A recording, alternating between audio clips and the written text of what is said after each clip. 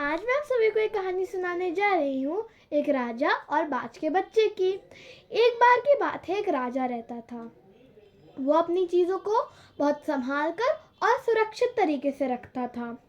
एक बार एक दूसरा राजा उससे मिलने आया और उसने उसे उपहार के तौर पे 2 बाज के बच्चे दिए।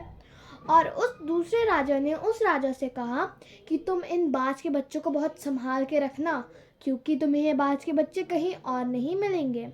उस राजा ने कहा, ठीक है, मैंने बहुत संभाल कर रखूँगा। तो उसने उन दोनों बाज के बच्चों की देखभाल के लिए एक आदमी को लगाया। तो कुछ महीनों बाद राजा का ध्यान उन बाज के बच्चों पर गया। सोचा, अभी तो बाज के बच्चे उड़ने लग गए होंगे, एक बार मैं उस आदमी से पूछ कर आता हूँ। तो वो उस आदमी के पास गया और पूछा कि बाज के बच्चे कैसे हैं। तो वो कहते हैं, बाज के बच्चे तो काफ़ी अच्छे हैं और उड़ने लग गए हैं, ये काफ़ी अच्छी प्रजाति के भी हैं। राजा बड़ा खुश हुआ, उसने बोला, दिखाओ कैसे उड़ते हैं। तो उस आदमी ने इशारा किया उन बाज के बच्चों को कि उड़ कर दिखाओ।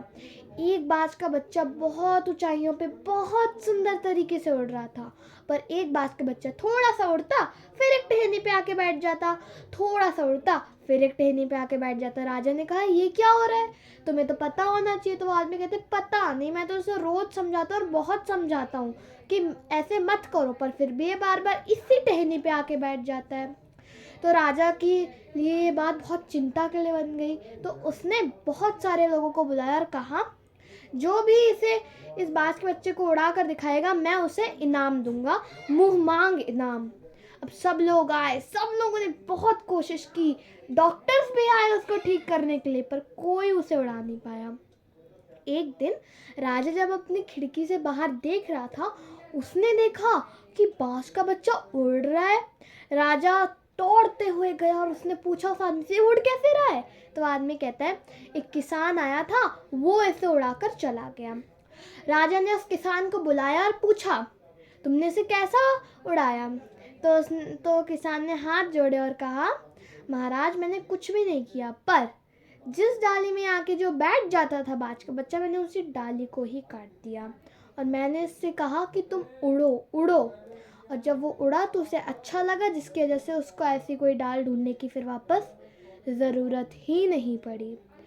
छोटी सी कहानियाँ बहुत बड़ी सीख देती है कि हमें कभी भी अपने कंफर्ट जोन पे आकर वहाँ पे रुकना नहीं चाहिए। दुनिया बहुत बड़ी है, हमारा ब्रेन लिमिटलेस है, हम लोग अपने आप को एक्सप्लोर करेंगे, पूरी दुनिया को एक्सप्लोर करेंगे, तो हमें कभी कंफर्ट जोन की ज़रूरत ही नहीं होगी। मतलब हम लोगों के पास भी एक ऐसी डाल होती है जो एक रूटीन की तरह बन जाती है, जिसमें हम लोग पूरे दिन बस घूमते रहते हैं और लाइफ बहुत बोरिंग लगती है, बहुत ज़्यादा। पर when it comes to exploration, इतना अच्छा लगता है एक्सप्लोर करते वक्त। तो आप भी देखना, कहीं आपकी भी तो ऐसी डाल नहीं है जिसको आपको काटने की ज़रूरत है। धन्यवाद।